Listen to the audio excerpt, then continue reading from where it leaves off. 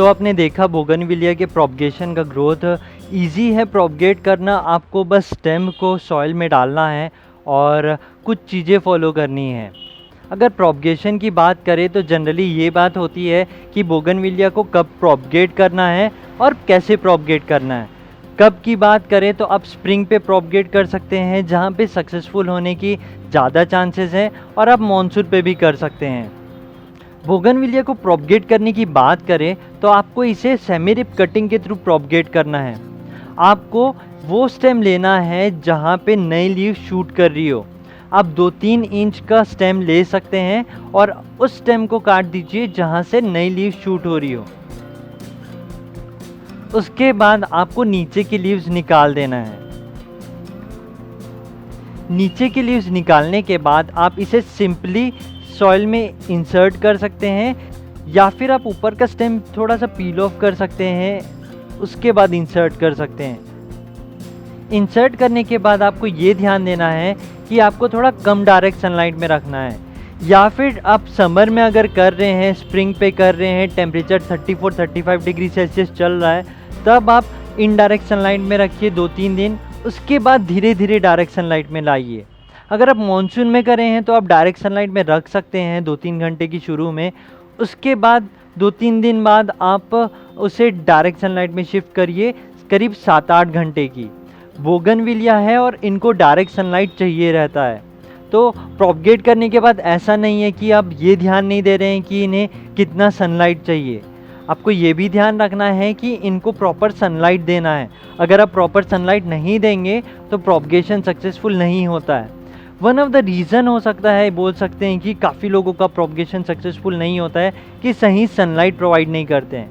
तो ये की पॉइंट है कि आपको इनको धीरे से फुल डायरेक्ट सनलाइट में शिफ्ट करना है अगर आप चाहते हैं कि आपका प्रोपगेशन सक्सेसफुल हो। तो जैसा कि मैं बात कर रहा था, स्प्रिंग और monsoon are the most favourable season to propagate bougainvillea. आपको जैसे कि ये वाला जो प्रोपगेट मैंने किया था, आपने देखा होगा कि मैंने इसे प्रून किया था।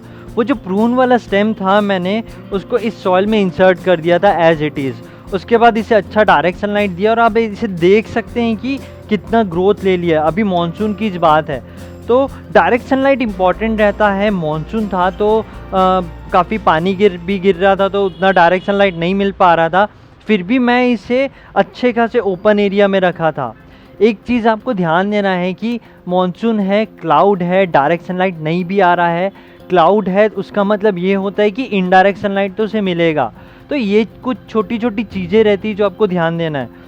ऐसा नहीं है कि डायरेक्ट सनलाइट नहीं आ रहा है तो आप उसे शेड में रखे हुए हैं, उसमें भी फ़र्क पड़ता है। इनडायरेक्ट सनलाइट क्लाउड के थ्रू मिलता है, वो भी बेनिफिशियल रहता है।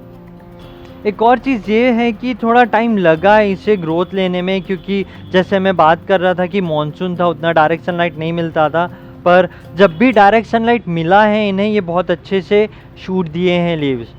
तो आपको होप बनाए के रखना है और पेशेंट रहना है अगर आप इसका प्रोपगेशन सक्सेसफुल देखना चाहते हैं। तो मेरे दिमाग में गार्डनिंग के बारे में एक कोट बार बार आ रहा था जो मैंने शुरू में भी शेयर किया था। वो ये है कि gardening is about trying, failing and trying again until you succeed. तो आपको ट्राई करते रहना है। कई बार सक्सेस नहीं मिलता है, इसका मतलब ये नहीं कि आप प्रोपगेट करना छोड़ दें। जैसे कि ट्राइंग की बात करें तो आप ये क्रेप जैस्मिन देख सकते हैं। मैंने अभी मॉनसून में प्रून किया था प्लांट को, तो मैंने इंसर्ट कर दिया एक स्टेम।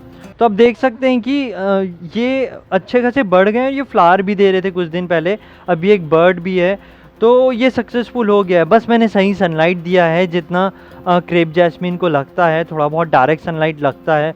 और एक मोगरा को भी मैंने प्रोपगेट किया, उसे भी प्रून किया था तो इंसर्ट कर दिया और इसमें बर्ड भी आने लगा है। तो ये चीज़ है कि आपको ट्राई करना है। और सनलाइट की बात करें तो मैंने मोगरा का ये जो कटिंग है, इसको मैंने फुल डायरेक्ट सनलाइट में रखा हुआ था। एक तो मॉनसून भी है, ज़्यादातर क्लाउडी रहा है, वहाँ पे काम कर गया है। अगर सनलाइट ज़्यादा है तो आप 4-5 घंटे की डायरेक्ट सनलाइट दे सकते हैं मोगरा को, वहाँ पे भी अच्छा काम कर जाते हैं। तो कुछ चीज़ें ध्यान में रखना है। और एक और चीज़ ये है कि आपको वाटरिंग इग्नोर नहीं करना है। प्रोपगेट कर दिए इसका मतलब ये नहीं कि छोड़ दिए हैं। जब भी ये ड्राई होते हैं मैं रेगुलर वाटर करता हूँ। तो आपको एक और चीज़ ध्यान में रखना है कि आपको टाइम टू टाइम वाटर करना है। तो कुछ छोटी चीज़ें आप ध्यान में रख लिए तो आप बहुत अच्छे से प्रोपगेट कर सकते हैं प्लांट को और मल्टीप्लाई कर सकते हैं। तो ये था बोगनविलिया का प्रोपगेशन और उम्मीद है आपको अच्छा लगा हो। इसके प्लांट केयर वीडियो में मैंने प्रोपगेशन के बारे में बात किया था, तो किसी ने कमेंट किया था कि इसका प्रोपगेशन वीडियो शेयर करूं। मेरा ये था कि मैं इसका ग्रोथ के साथ आपको दिखाऊं, ऐसा नहीं कि प्रोपगेट कर दिया और कुछ बातें कर दिया। मेरा ये था कि इसको ग्रोथ दिखाऊं, कन्विक्शन होना चाहिए आपको कि नई चीज़ें वर्क करती है और एक प्रूफ होना चाहिए कि अगर मैं कुछ कर रहा हूँ तो वो दिखना चाहिए। It's not about that I am talking and things I am not showing and it should be believed कि थिंग्स हैपन। तो मेरा ये था कि आपको दिखाऊं how I have propagated and how I have grown the plant. Hopefully आप भी इसे घर में ट्राई करेंगे और मैं इसे मल्टीप्लाई करते रहेंगे। Thank you for watching, keep gardening.